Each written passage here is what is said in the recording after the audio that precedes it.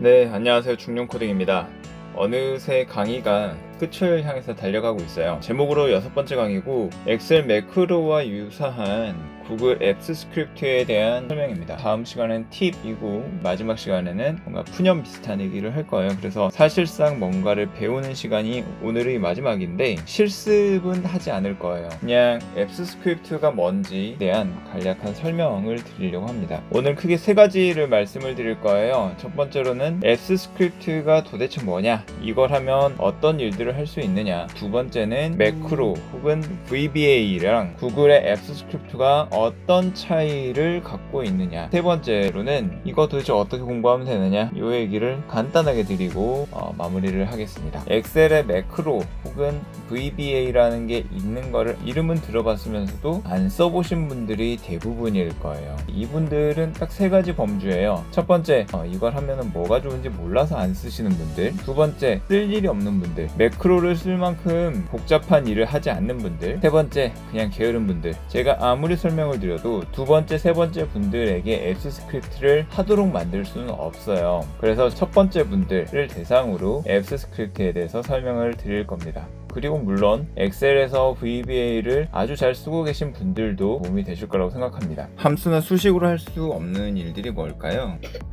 함수와 수식이 굉장히 복잡해지는 경우나 엑셀이 아닌 다른 프로그램들과 연결해서 써야 되는 경우들입니다. 엑셀에 있는 데이터를 바탕으로 아웃룩에서 메일을 보내고 싶어요. 엑셀에 있는 자료로 워드 파일을 만들고 싶어요. 혹은 파워포인트 차트를 자동으로 갱신을 하고 싶어요. 액세스에 있는 데이터베이스를 엑셀에서 불러오고 싶어요. 이런 경우에 엑셀의 매크로나 VBA를 쓰게 됩니다.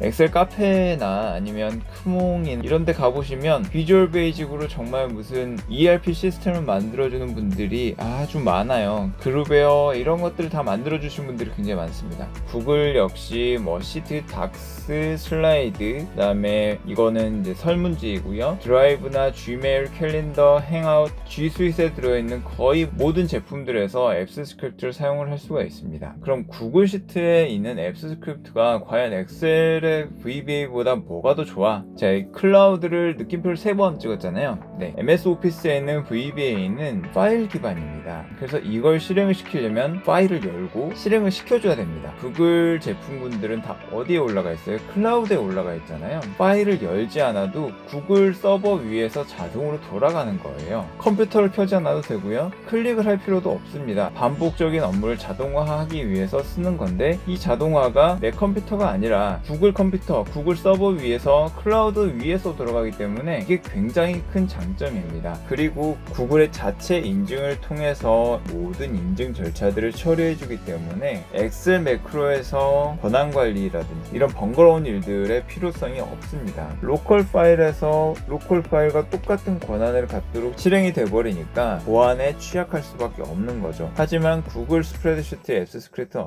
어떻습니까? 클라우드에서만 돌아가요. 제 로컬 파일에 영향을 미치지를 않습니다. 무엇보다도 구글 시트는 엑셀에 비해서 기능이 현저히 적잖아요. 그렇기 때문에 앱스 스크립트가 채워줄 수 있는 부분이 훨씬 많기도 합니다. 앱스 스크립트로는 거의 모든 구글 제품군들을 컨트롤할 수가 있습니다. 거의 모든 제품들을 기본적으로 컨트롤할 수가 있고 애드센스라든지 애널리틱스도 앱스 스크립트 통해서 접근을 할 수가 있고요. 빅쿼리라든가 JDBC처럼 외부 데이터베이스를 연결해서도 사용을 할 수가 있게 되어 있고요. URL 패치를 통해서 다른 웹사이트에 접속해서 웹사이트 내용을 받아와서 그걸 처리할 수도 있도록 되어 있습니다. 많은 기능들이 있는데 우리의 삶이 뭐가 달라지느냐 라는 게 궁금하잖아요. 구글 캘린더에 있는 휴가자들을 확인을 해서 이걸 구글 시트로 옮겨옵니다. 오늘의 휴가자는 몇 명이고 누구가 휴가예요 라고 보내주는 겁니다. 구글 그룹 메일의 구성원들이 누군지를 리스팅을 해서 이걸 구글 시트에 역시 넣고 이 그룹 메일에는 누가 들어있어 라는 거를 확인할 수 있게도 만들 수가 있고요. 리소스로 배정이 되어 있는 회의실 예약 현황들을 구글 시트로 집계를 하고 얘를 슬랙으로 메시지를 보내준다거나 그리고 외부 데이터베이스를 연결해서 구글 시트로 쿼리 결과값을 받아온다거나 매일매일 오는 메일들에서 첨부 파일을 다운로드를 받아서 얘를 구글 시트로 업로드를 시켜준다거나 다양한 일들이 가능합니다. 그러면 이 앱스 스크립트를 쓰려면 어떻게 해야 되나요? 네, 바로 코딩을 하면 됩니다.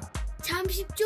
이제 많은 분들이 여기에서 막히는 거예요. 아까 매크로를 안 쓴 이유에 대해서 말씀드렸잖아요. 프로그래밍이라는 장벽에 막혀서 진행을 더 이상 하지 못하시는 거예요. 이유는 여러 가지가 있잖아요. 그냥 게으른 분들, 구글이라는 게 있기 때문에 구글링을 하고 그걸 갖다가 붙여 넣기만 하면 됩니다. 사실 우리보다 훨씬 뛰어나고 시간이 많은 개발자분들이 이미 좋은 코드들을 많이 작성해 놓으셨어요. 우리가 대단한 사람들이 아닌 이상이야 특이한 게 필요하지 않거든요. 이미 다른 사람들도 필요했었고 그거는 정말 훌륭하게 만들어 놨다는 거죠. 그래서 유용한 사이트들을 모아봤습니다. 제일 위에 있는 게 이제 stackoverflow.com인데 이거는 다양한 프로그래밍 언어들에 대한 질문과 답변이 모여 있는 곳이고요. 불친절하지만 상세히 가르쳐주는 분들이 수십 년 동안 모아놓은 자료들이 있어요. 시간이 나실 때 정말 궁금하신 분들은 여기 들어가서 자습을 하면서 보시면 도움이 될 겁니다. 그런데 우리가 그렇게 다들 부지런하지 않잖아요. 그러니까 그냥 게으른 분들. 몇 가지 예제만 살짝 볼게요. 도구를 누르시면 스크립트 편집기를 들어가 봅니다. 기본적으로 처음 실행하시면 code.js라는 창만 있을 거고요. 여기가 텅 비어 있을 텐데 지금은 내용을 제가 미리 넣어 놨습니다. 여기에 펑션이라고 되어 있는 것들 보면 이게 무슨 함수인 것 같고요. 펑션이 5개가 있네요. 이 부분들을 그냥 스택 오버플로우나 이런 데서 어떤 코드가 필요한지 검색해서 갖다가 붙여가지고 넣어버리면 대부분 그냥 작동을 하는 거예요. 잠시죠. 기본적인 문법과 구조만 간단하게 설명을 드릴게요. 자바스크립트는 함수를 펑션이라고 적어놓고 함수 이름, 함수는 중괄호로 닫아줘요. 매 행이 끝날 때는 세미콜론으로 닫아줍니다. 변수를 선언할 때는 변수의 타입이 어떤 타입인지 적어준 다음에 변수명으로 선언을 해주고요. 순환문, for라든지 조건문, if라든지 이런 애들도 다 중괄호로 감싸줍니다. 저희가 복사하고 붙여넣기를 하다 보면 빼먹잖아요. 빼먹으면 오류가 난단 말이에요. 그래서 왜 오류가 나는지는 알아야 우리가 복사하고 붙여넣기를 할 수 있으니까 간단한 내용만 설명을 드렸고요. 이거는 다 공식 튜토리얼에 있는 내용들을 가져온 겁니다.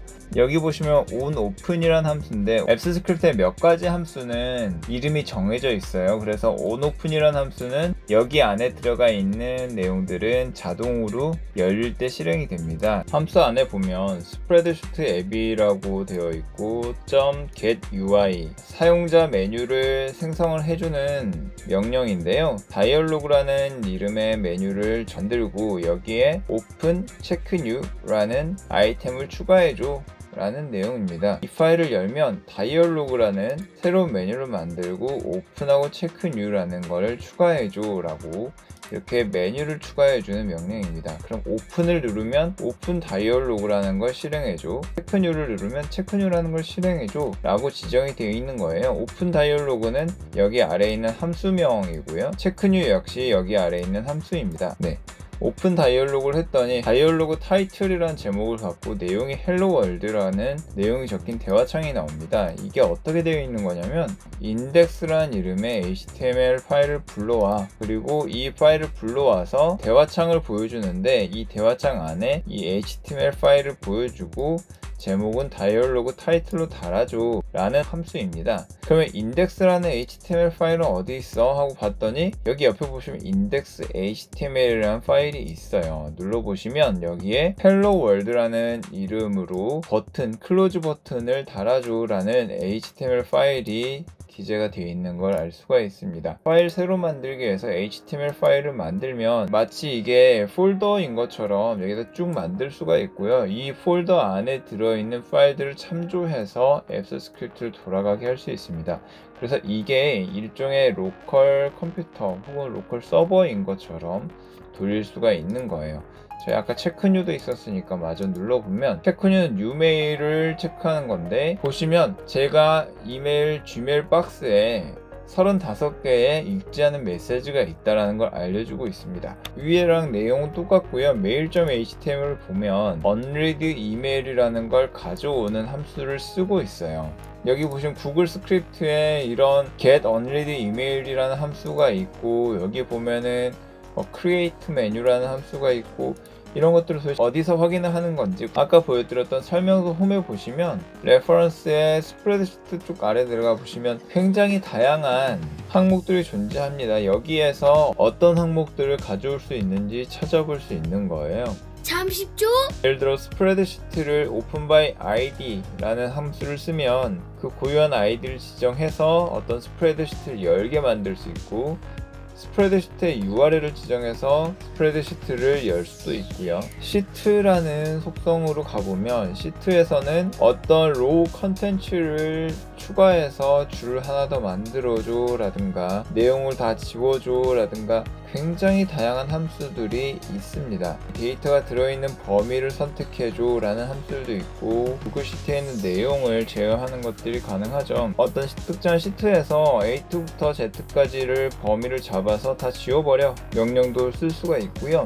어떤 인덱스 밸류라는 쿼리라는 시트에 있는 A2부터 D20까지 범위 안에 있는 내용들을 전부 다 받아와서 이 변수에 넣어줘 라는 명령들도 할 수가 있고요. 공유 권한을 링크 공유를 다 삭제해줘 라는 명령들도 내릴 수가 있습니다. 더 멋진 건 뭐냐면 얘들은 여기 아래 보시면 트리거라는 게 있습니다.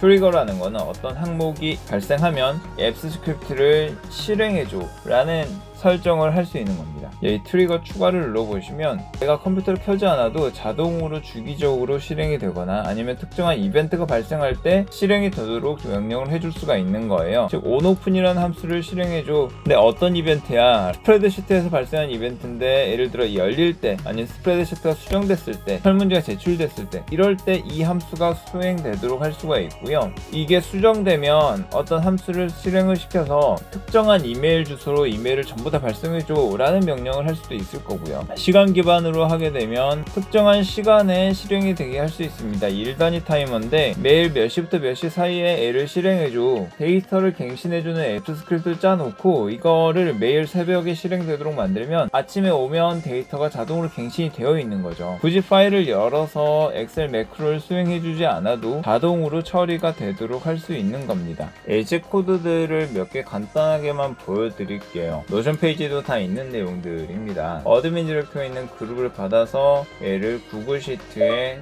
자동으로 기재해주는 스크립트를 만들었었던 거고요.